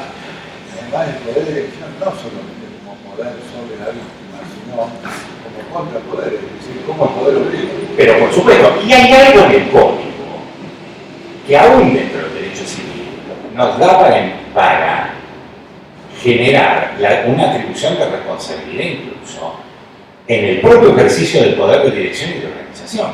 Porque puede haber un daño que se produzca, no tanto por las máquinas, sino por la forma de organización del proceso productivo, por extensiones de jornada. Y esto la ley un poco lo permite el propio código, aún sin ser un laboralista como nosotros, cuando, esto sí es un avance, en el 1757 define la cosa que cosa, habla de las actividades y traduce que la responsabilidad puede ser por las cosas que cosas, las actividades que cosas, o las circunstancias en que su organización o realización las toma de cosas, como un riesgo de actividad y un riesgo de organización. Es decir, cuando vamos a hablar del deber de prevención, no debemos hablar del deber de prevención como si el otro fuera una víctima de un accidente de tránsito. Porque acá, la ley de seguridad y higiene, con los exámenes preocupacionales y periódicos, establece una pauta para poder prevenir consecuencias inmediatas de una operatividad tan fuerte que hasta podría considerarse, siempre incluido, el factor concausal de mayor daño. Es decir, por eso a mí me gustó la palabra el hecho. Se descontará el hecho del damnificado. Es decir, el hecho del damnificado puede ser una cosa o neutralizada por la propia dinámica de nuestra disciplina, o previsible para el mismo empleador, cuando esto se debe a la vida física que el trabajador ya trae y que debe haber. Por eso hay una misma en la vieja escritura de la concausa en el actividad laboral y la concausa en el Por supuesto. Y estaba la razón de ser que habíamos teorizado Sí. a partir de la concausa, no sobre la acabamos. Por supuesto, la cosa. Todo este juego. Bueno, esto es muy interesante. Multicausal que es el trabajo. Por supuesto. Esto es interesante, ¿eh? Con respecto a las pautas indemnizatorias, aquí el código, que entre paréntesis ha sido sancionado también por el proyecto del Poder Ejecutivo, tiende a la generalización de una pauta formularia. La generalización de una pauta formularia que a mi modo de ver en este momento que sea la redacción no es imperativa, porque habla de deberá evaluar. Es decir, no aparece, yo le busco al deberá una neutralización con la utilización del verbo evaluar, es decir, no es deberá imponer una suma que invertida produzca una renta que sea similar. Esto me parece muy grave, porque se ha generalizado que este código impuesto a la fórmula Woto o Méndez, después de la debatoria de la Corte Penal. Yo no tengo contra la fórmula Woto o Méndez un concepto crítico a priorístico, pero creo que nadie debería generalizarla sin hacer un descenso de cotejo en el principio de reparación plena e integral en el caso. Y después creo que la fórmula Woto o Méndez, con respeto a lo que me dice Guibur, es una fórmula que se ha generalizado un poco por el facilismo y que tiene, a falta de otras cosas, y que tiene, es hija de dos ficciones. La primera ficción es la ficción de la reparación integral en función de una suma de dinero, pero aparte de esa ficción, parte del orden del saber ficcional, que ni siquiera se da en hipótesis de pleno empleo, que la reducción de la capacidad incide en la reducción del ingreso en la misma proporción. Como si me dijeras, un trabajador al cual le faltan 3 dedos y tiene un 40%, trabaja igual, pero cobra un 40% menos. Esto es una cosa de absoluta ficción. No digo en época de agudo desempleo, sino ni siquiera en época de pleno empleo. Es decir, no existe una ecuación matemática entre reducción de capacidad y reducción de ingreso. Esto me parece muy funcional. Y después le veo otro problema a la fórmula. Primero, es una fórmula que tiene grandes inadecuaciones a la realidad en sus extremos. Es decir, que los trabajadores, claro, los trabajadores jóvenes en determinadas circunstancias puede acercarse a una suma elevada y en los trabajadores que pasan determinada edad puede ser realmente una indemnización vil que viole todo principio de reparación, no ya integral sino seria. Entonces me parece que lo que el código quiso decir es lo que yo pretendo hacer de decir, es que no impuso una fórmula como si esto fuera una responsabilidad objetiva tarifada, sino que impuso una pauta que deberá ser evaluada en el caso como para tener en cuenta, para neutralizar aquello que se llamó en algún momento los fundamentos ocultos de la jurisprudencia en materia de eficacia de indemnización. Esto es Pedro Iribarne, escribió un libro sobre el daño a la persona, donde dedica un capítulo a lo que podría ser algunos fundamentos impectuales. Jueces que te decían, y me lo han dicho a mí en pasillo de tribunales, yo no doy la fórmula, yo doy 3 taxis. Yo doy 3 taxis, yo soy el departamento de 3 ambientes. Yo calculo más o menos 3 taxis, porque 3 taxis bien invertidos le dan lo que él, para que la vida... ¿Cuánto vale un maxi? Yo me fijo cuánto vale el mercado libre un maxi kiosco. No, no. Bueno, entonces, lo que el código apuntó, pienso, fue a apartar lo que podría ser el reino de la arbitrariedad impectore, aún de buena fe. Ahora, no creo, como dice, en esto discrepo con Google y discrepo con... No creo, a mi modo de ver, que el código haya impuesto una tarifa como si tuviéramos ya la tarifación de la fórmula en todo el año.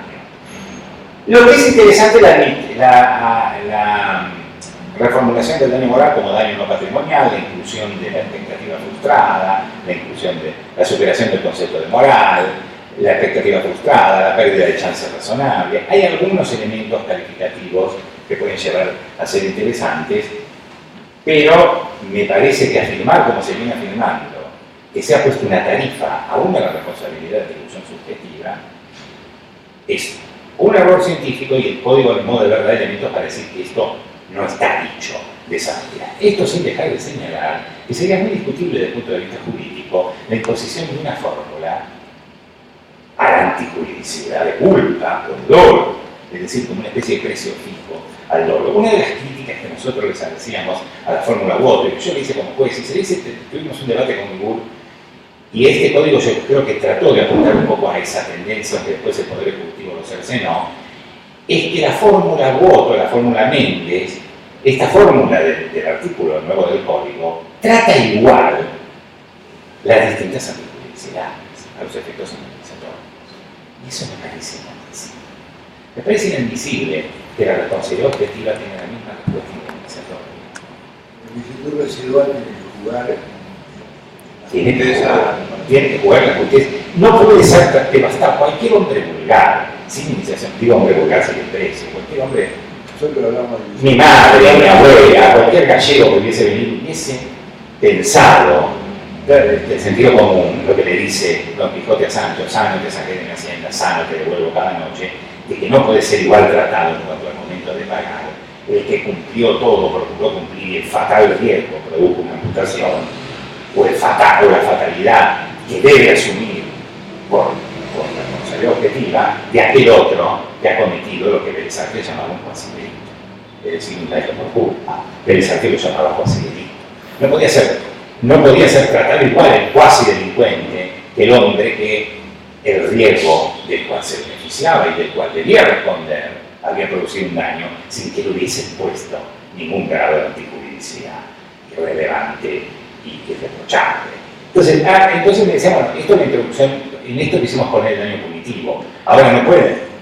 Claro. Si se han asomado muchas veces a la derecha anglosajona del daño punitivo. Sí. En eso no se atrevieron a meterse ni siquiera. No se atrevieron a meterse. Pero entonces lo que aspiro a que no se pueda leer con tanto retroceso. No se puede leer con tanto retroceso una fórmula que parte de una ficción que todos sabemos que es tal vez la más de las ficciones, sobre todo en épocas, no digo ya de desempleo, sino de agudo desempleo, de creer que un trabajador que tiene el 5% de incapacidad consigue trabajo pero con el 5% menos.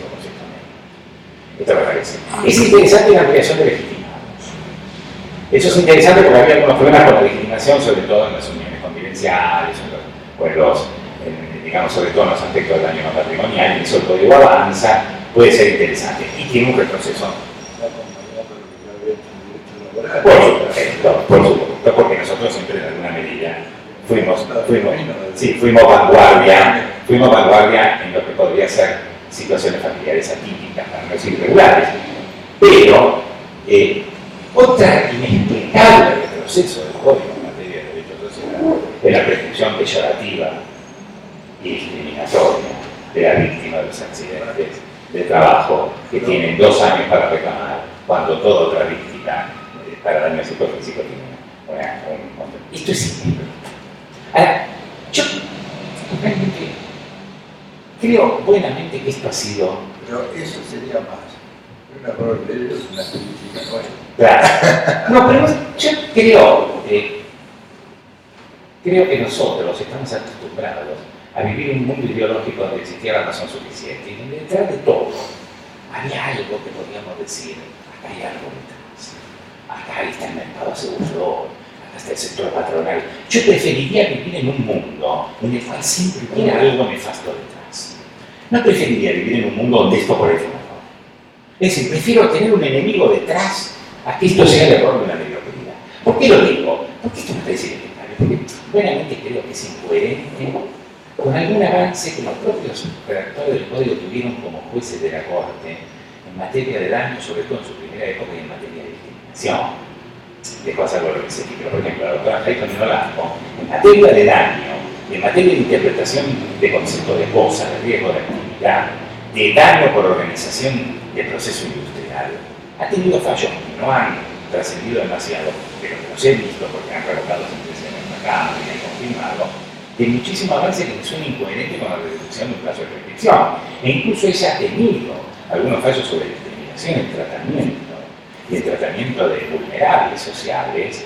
Me parecía que poner una prescripción menor, un plazo de prescripción más mezquino a las víctimas de accidentes de trabajo, me parece que filosóficamente es incoherente con ello. Lo atribuyo más bien a una desprolijidad y aspiraba a que lo arreglara una ley de fe de rata. No puedo creer que alguien pueda sostener a esta altura, sobre todo un código con este título preliminar, que más allá de sus críticas avanza sobre la constitucionalización del derecho privado, que genere esta turbulencia peyorativa hacia los trabajadores. No creo que esto haya sido querido. Claro, qué sé yo, no sé si esto, uno tiende a tener cierta paranoia, ¿no? A decir, detrás de esto es una exigencia del controlador, detrás de esa cosa. No lo sé, pero me parece que es una torpeza que es impropia de la propia estructura del código, aún por las críticas que podemos nosotros merecer. Bueno, con esto doy por terminado y ahora podemos hacer algunas preguntas o hablar del doctor Cornaglia. Yo confieso que me quiero que 7 clics, pero tenemos media hora de preguntas que podemos. ¿Alguna de las presentes quiere formular alguna pregunta? Creo que estamos. No, con Cornaglia creo que estamos en general de acuerdo. A veces sí, hemos tenido nuestras buenas competencias. Hemos tenido nuestras propias pero críticas. las llevamos bien como abogados. Las llevamos bien porque nuestras discrepancias en general han sido discrepancias que siempre ha dicho Ricardo Cornaglia. Conceptualmente están de acuerdo. Una discrepancia Cornaglia no se niega a nadie. Recordé algo que estoy apuntando que me trajo a la memoria. Una participación que había tenido en el texto que proponía como reforma en el artículo 12 de la ley de trabajo. En el proyecto Cornaglia, cuando estemos trabajando para algo que ni siquiera. Le pusiste algo que no llegó en esta buena reforma, pero que se quedó simple, porque le agregaba cosas. El tema de la motivación, ¿verdad? Sí. Esto tiene que ver con lo que estuviste desarrollando antes. Sí. Uno tiene que sostener que es razonable o motivado.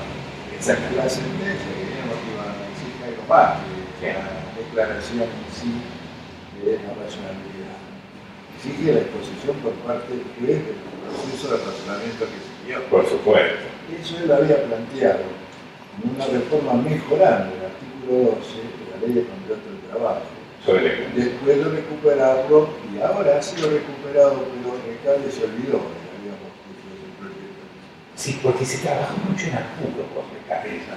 Porque nosotros, yo tuve el honor de compartir, yo tuve el honor porque realmente Ricardo Cornaglia me convocó, no sé cómo físico, me convocó ahí, me fui a parar en un momento donde debo decir, literalmente, esto habla muy bien de Recalde, de cómo se trabajaba democráticamente en ese momento, yo era literalmente nadie. Cuando digo literalmente nadie, no era nadie. Podía haber sido estudioso, podía haber tenido buenas ideas, no es que me iba abajo, pero en ese momento no era nadie. Era un secretario de sala recién designado de 28 años. Y en ese momento Ricardo me llegó, trabajábamos ahí con 2 diputados radicales, que nunca me lo volví a ver, no sé qué se había hecho de ellos. Uno parente, ¿no? Parente de diputados radicales y sí, radicales. Uno del partido. Yo no lo vi más aparente, no lo vi ni nunca. Sí. Sí. Fue un hombre muy importante. jurídico y la capacidad de construir un valor. Bueno, yo, que nunca lo volví a ver, puedo dar testimonio de que a mí me escuchó y hablaba y tomaba por el cargo y anotaba, y yo literalmente a nadie le sabía que era una. Por eso digo que en esa época había algo como de otra. No sabe de cómo hablar, en el momento y su teléfono, claro. Aclara, era otra Argentina, aclara un poco. Porque yo me sentía en otra Argentina, lo digo con respeto, me sentía en otra Argentina. Más cerca del micrófono. Sí, aclarar un poco, pero. Pero estamos después de estar hablando y yo lo llevé un poco a recordar estas circunstancias, la motivación, con la evidencia de lo que plantea el artículo del Código Civil.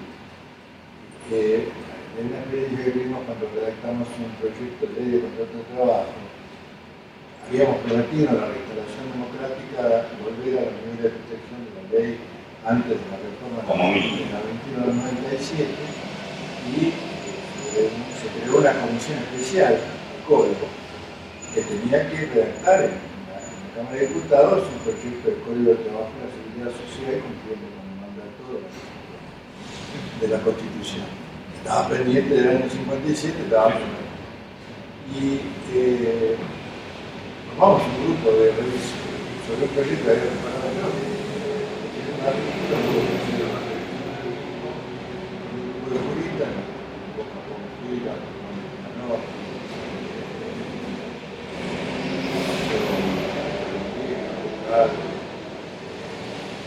Lucho Ramírez. Un grupo importante de juristas sumó esfuerzo y realizamos en un año. No sé si el doctor era tan molesto en su etapa. Lo que sí sé que trabajó con una seriedad, una firmeza por aportar a un proyecto legislativo en la Cámara serio, ¿no? Y después me acuerdo siempre de ese aporte concreto que a mí me dejó preocupando mucho eso. No estaba dentro de lo que yo había llevado como proyecto, lo que surgió como cambio, y era el hecho de que ante la duda en el derecho, volvíamos a la duda en los hechos, la verdadera duda que interesa, el juez tuviera que expedirse sobre el aspecto, dando las razones motivadas de su decisión. Es lo que está faltando en la reforma actual. Sí. Buena, volvió al texto original, pero no con los aportes del autor. Porque ¿qué le está exigiendo al juez? Que no incurre en la arbitrariedad, dejando claramente la duda como única razón. Que no sea él por su discrecionalidad, le está exigiendo. Esto tiene mucho que ver con su código civil. Porque ese código civil abre en distintas circunstancias. Las circunstancias al poder del juez como factor determinante de suplir el espacio que deja la laguna de derecho por vía de interpretación. Y esto, cuando se lo entiende así como una facultad del juez, usted la puede ejercer discrecionalmente. Es el abuso del juez que se transforma en legislador. No solamente que se transforma en legislador, sino que hace pesar su condición de clase. Eso también, porque una cosa que a mí siempre me impactó mucho, una vez leyendo, ahora se cumplen 100 años, se cumplieron, no, se están por cumplir de la 961, se cumplen 100 años de la ley del accidente. Esto para los 100 años de la ley del accidente de trabajo, que me parece una ley muy querida, por todo lo que significó la ley del ferrocarril, una ley muy básica en derecho al trabajo. Entro a ver algunos artículos, bueno, remite a la legislación francesa, entro a ver algunos artículos y veo un artículo en Francia sobre las leyes transnacionales en materia de derecho al trabajo de un socialista un poco radicalizado, que se llama la defensa de la tarifa. Entonces, me interesó ver la defensa de la tarifa de un socialista muy radicalizado, ¿no? Y la defensa de la tarifa del socialista muy radicalizado es muy interesante porque dice: imponemos una tarifa porque con esto estamos neutralizando el origen clasista del juez, que en la libre asociación nos está fijando, está haciendo pesar aún, y dice una cosa interesante, porque esto habla de la honradez del socialista que lo está planteando, aún de buena fe, aún sin poderlo manejar, como que tiene algo, aún sin poderlo manejar, de clase, lo puede llevar a alguna actividad, o lo puede pensar. A mí una vez un juez... No, fíjate que es cierto, porque el legislador francés comete dos errores. Uno, copia a pie juntillas la práctica del seguro. Era el seguro que ponía a valor vida a mil salarios. Claro. Entonces lo que y la otra es que se les paguen en cuotas de una pensión. Claro. Que después toma. A los 2 años de la sanción de la ley ya había fracasado todo sentido reparador. Totalmente todo sentido reparador, sí. Sí, pero esto era... Yo me acuerdo una vez, porque el tema no es menor el tema del origen del juez. ¿Por qué digo que no? Yo sí que me acuerdo una vez, como después de mi militancia, un camarista con el que había trabajado y después. Era un buen juez, era un camarista, digamos. En un momento me cuestiona lo que yo había fijado de indemnización, indemnización común de 113, me lo cuestiona en el pasillo, ¿no? Le serví una sentencia. Y me dice, no tenés que pensar que sus necesidades no son las tuyas, son mucho menos. Me dice, sus necesidades no son las tuyas. Me dice, son mucho menos, porque este hombre vive en González Catán, este hombre, vos te estás pensando como vos. Vos estás enriqueciendo a la víctima. Y me lo dijo, estoy hablando de un juez que me lo dijo sin que nada detrás de ese juez hubiera raro, salvo su componente clasista, lo que no podía manejar, lo que estaba en su naturaleza o en su condición de clase. Es decir, vos no podés fijar la indemnización como un íntegro restituto para un tipo de tu clase. Esto me pareció muy impactante, ¿no? Pero empezar me pareció como muy loco, ¿no? Yo era muy joven, me pareció como que la función judicial era algo muy loco. Que alguien te dijera eso, ¿no? Que era como una cristalización de las diferencias sociales de la justicia, ¿no? Entonces, yo le iba a decir, bueno, que ya que sufrió, ¿por qué no puede mejorar sus hijos? ¿Por qué no puede haber una perspectiva? Aún tratando, aún fuera del fundamento de la indemnización, como diciendo, aún hablando de la meta justicia, ¿no? ¿Qué razonamiento? Es decir, vos tenés que pensar en que viven, o sea, no tienen necesidad. Vos sos patria blanca y tiene. Esto me pareció horrible, ¿no? Después el derecho moderno de daños tiene un límite, sí, lo tienen dicho los tribunales internacionales, el principio sagrado del no empobrecimiento de la víctima. Tan sagrado que hay que enfatizarlo más con esto que me quería plantear después del enriquecimiento de la víctima, ¿no? Pero bueno, ahora vamos a ver cómo interpretar. Ahora, yo debo decir algo. Salvo algunas disidencias parciales, en algún tema de responsabilidad refleja de la RT en el 1074, veo en los casos cotidianos que lo trascienden muy firme la Corte en una perspectiva pro-víctima en materia de daño y en materia laboral. Esto lo debo señalar de buena fe y decentemente, más allá de un capítulo o de una solución. Salvo algún cuestionamiento de la relación de causalidad en la responsabilidad de la RT con fundamento en el 1074 y alguna disidencia del 2017, en este tema en general, en lo que hace a derechos de daños, noto que la Corte, en lo esencial, salvo algún caso puntual que uno puede decir, sigue siendo la Corte de aquí.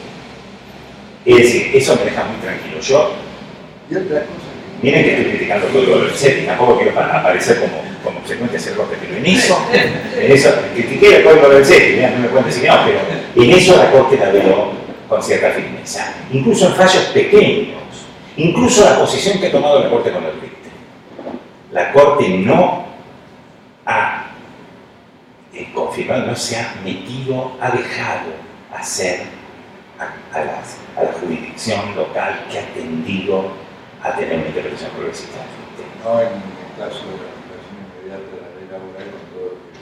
No, está bien, pero en general ha manejado el proceso. Bueno, alguna otra... Por esto ha sido firmado con todas las cosas que ha dicho. Mañana...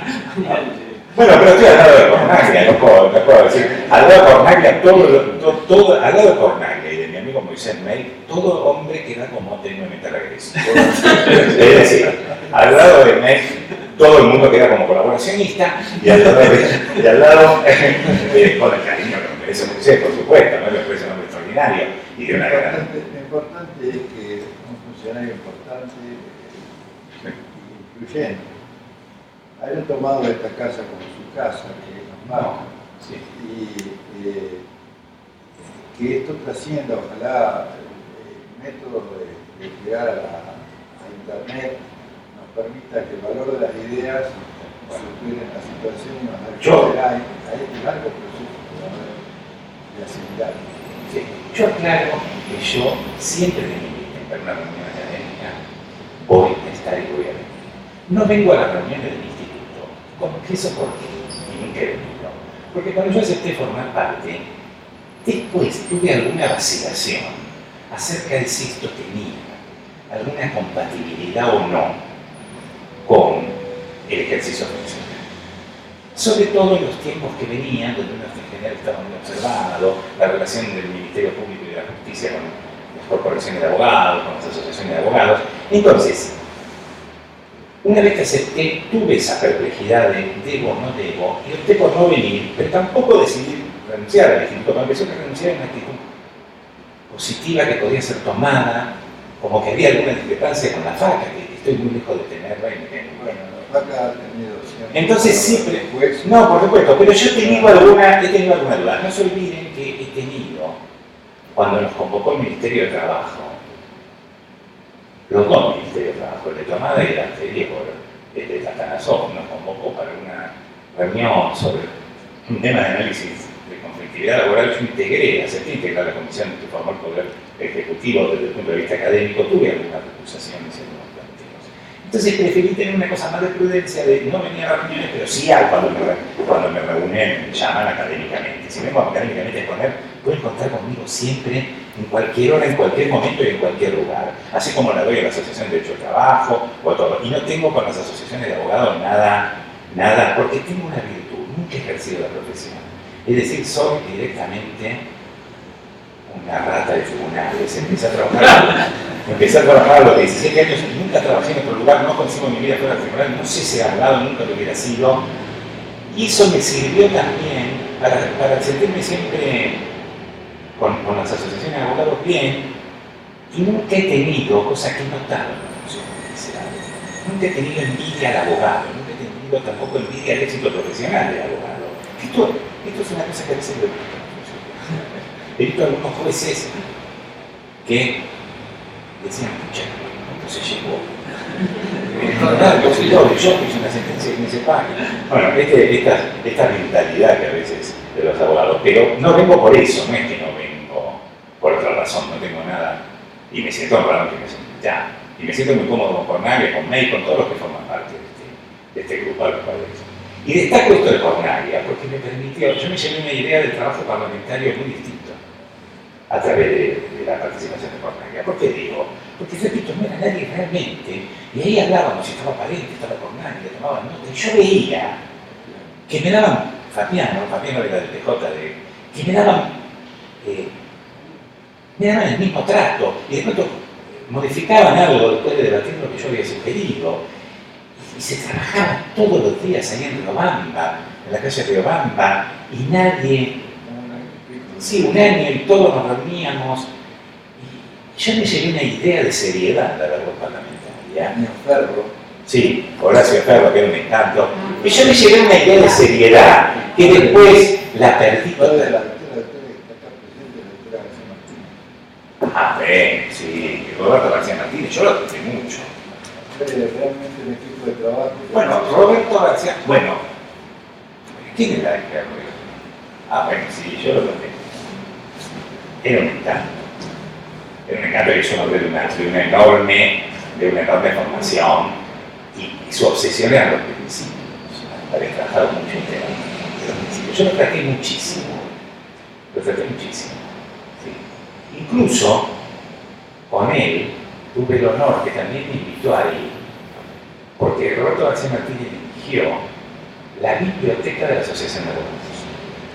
Y dentro de la biblioteca de la Asociación de Abogados empezó a hacer unas reuniones culturales donde llevaba a escritores, incluso una vez llegó a pintores, porque García Martínez tenía una gran fervor por la pintura y porque sabía mucho de pintura. Sí, lo recuerdo con mucho afecto, también aprendí mucho de él y estuve muy cerca. Tan cerca estuve que contó una pequeña anécdota extraña. Participé en una pequeña, bueno, no sé si le voy a contar. Ahora que están filmando todas esas operaciones anteriores. No, después lo voy a contar. Sí, Roberto, un día recibo un llamado de Roberto García Martínez, ¿no? Me llama, hablaba lentamente. Era un hombre firme, pero nada que sí, yo era la primera también pausado. Me dice, me trataba de usted. Me dice, usted me gustaría que viniera a una función en el Colón que saqué un palco, no sé, 2 palcos para 8 personas. Y yo me quedé, ¿función en el Colón? Dice, sí, porque esa área de, dice, mire, me estoy reconciliando. Se estaba reconciliando con los hermanos. Y me dice, vamos a reunir en esta función del Colón. Y digo, doctor, muy bien, pero ¿para qué quiere que yo vaya? ¿Viste? Dice, no, tiene que venir, porque pienso, ¿viste? Que si la cuestión se pone difícil, usted, que es un tipo conversador, que va a poder, me dice Roberto García Martínez, va a poder en ese momento sacar algo y nos vamos a divertir y va a poder decir un chiste. Roberto, bueno, si es así voy, le digo, espero no tener que intervenir. ¿No? Espero no tener que intervenir y no vivir un episodio en el Colón en medio de una ópera donde nos echen a los García Martínez y a mí por haber protagonizado una pelea. No, todo fue como si nunca hubiera estado bien. Porque aparte mi tío, que era bastante mayor sí. que Antonio, hablaba de usted como Eduardito, lo conozco desde la misa de entrada. Sí, cierto, y lo muy cierto. Y ahora es el mejor. Sí. Entonces yo fui ahí. Siempre Fuimos a. Pasó algo muy gracioso porque García Martínez. Sí, es cierto. Roberto García Martínez tenía otra particularidad. Era un hombre que vivía un poco. Yo creo que su obsesión de los principios viene un poco en estos postulados. Entonces salimos del Colón y había organizado. Un hombre sale del Colón a las 12 de la noche después de haber visto el Titán y Sola. ¿Dónde va a comer? O a él después, o a Don Luis, o a San Patricio. Roberto García Martínez había reservado en la sociedad tradicionalista entrerriana de los gauchos de Güemes que quedaba en Charcas y el Carabinero. Tardamos, tuvimos que contratar como 4 taxis, llegamos como a 1:30 de la mañana, pero bueno, ahí no fue necesidad. Sí, pero no sabía que era García Martínez, y yo le tenía mucho afecto, muchísimo afecto. Era un hombre de gran nivel. Aparte de las reuniones entre García Martínez y otro prócer, eran 2 hombres diferentes ideológicamente, Mauricio. Don Mauricio Lejín, entre Mauricio Lejín y Roberto García Martínez, era una cosa, porque esa era otra Argentina. Mauricio Lejín era como un mosquetero del Partido Comunista, porque hasta físicamente era un Sí, los dos tenían un referente que venía a hace 8 congresos hicimos, y llevaban a mí como un chico. ¿Y quién era? Era Don Enrique. No, por supuesto, un hombre de primer. Estaría con él. Bueno, ahí tenemos Fernando Gianotti, un hombre de genio, de enorme formación en Derecho Civil. Tanto es así que él había participado activamente en la parte del artículo 16 y de Lagunas. Yo creo que Fernando Gianotti hubiera visto este libro y muere, porque no morir. Porque él había participado en el Código de Uso. Claro, él había participado en el Código de Uso. Claro, él venía del Partido Socialista también. Pero García Martínez era una personalidad así extraordinaria. Sí. Era discípulo natural de Anastasio. Sí, tipo de gran nivel y de muy buen modo. Porque eso también es algo que se ha perdido. Había un modo en la discrepancia, en la diferencia, que yo llegué a ver. Que yo creo que la Argentina un poco perdió. Nosotros nos peleábamos antes del Congreso. Planeábamos cómo nos... Yo creo que no había hombres ideológicamente más diferentes, ideológicamente, que García Martínez y Mauricio Lejín era un hombre del Partido Comunista, y del estalinismo más puro. En la etapa anterior. Sí. Bueno, era portador sano del estalinismo, ¿no? Sí, un hombre muy honrado. hombre muy honrado. Los últimos años de Mauricio fueron... Tenían cosas rarísimas. Eran Después dos de 20 hermanos. congresos, Sí. Mauricio empieza a hacer... Eran dos hermanos, Mauricio y Aarón. Aarón era sí, era el otro hermano. Una cosa rarísima. Eran abogados obreros. Eran abogados del Partido Comunista, eran abogados obreros, finísimos. Eran muy finos. Y Aarón cultivaba rosas. Ese era el hobby de Aarón. Un abogado laboralista, comunista que cultiva rosas rojas en sus balcones. Hay algo como poéticamente hermoso.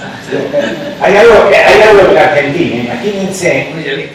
Claro, no hay algo hermoso en eso. Eso es para Enrique Rivera. Sí, pero no hay algo hermoso en eso. Hay algo. Las facetas diferentes de una persona. Sí, y la apertura. Es decir, la apertura mental de Roberto, que nunca censuró a Mauricio, y Mauricio que nunca consideró a Roberto un enemigo de la derecha. Las secciones de FACA tienen que ser eso, Claro. la recreación de relaciones de este tipo. Y en alguna medida, explico, actuales, lo tiene Juan Carlos Fernández Madrid, a Juan Fila, a Moisés May, a David Duarte, a Víctor, y a un grupo de La Plata, un joven brillante, Bueno, Moisés May es otro personaje extraordinario. yo te digo que si no venís a las reuniones, Bueno. Bueno, pero todos están en ninguno está en la magistratura. ¿qué problema tenemos de tener el aire y la cola? Se reúnen en la faca, ¿no? Yo te aseguro que... Yo me conformo con que May te venga. va a morder los marrones. No, May sí, pero May me encanta. Aparte, May tiene otra cosa. Que venga y hable con la claridad que habla y con el compromiso que habla, Claro, sí. estando donde está. May, ¿sabes qué me gusta mucho de May? Que me parece que es una virtud. Primero su honradez, obviamente, ¿no? Pero aparte su honradez intelectual, personal. A mí lo que me maravilla de May es la pasión. ¿No? Esa pasión, esa cosa de la pasión, esa pasión que te lleva a que te conectes con ¿no? Pero esa pasión, esa cosa así, esa mezcla de barricada con nivel, ¿no? A mí eso me encanta, me gusta mucho y le tengo un enorme. Y después el nivel de lectura, porque May es un hombre muy de un nivel de lectura que excede lo jurídico, ¿no? Es un hombre bueno, muchas gracias por todo.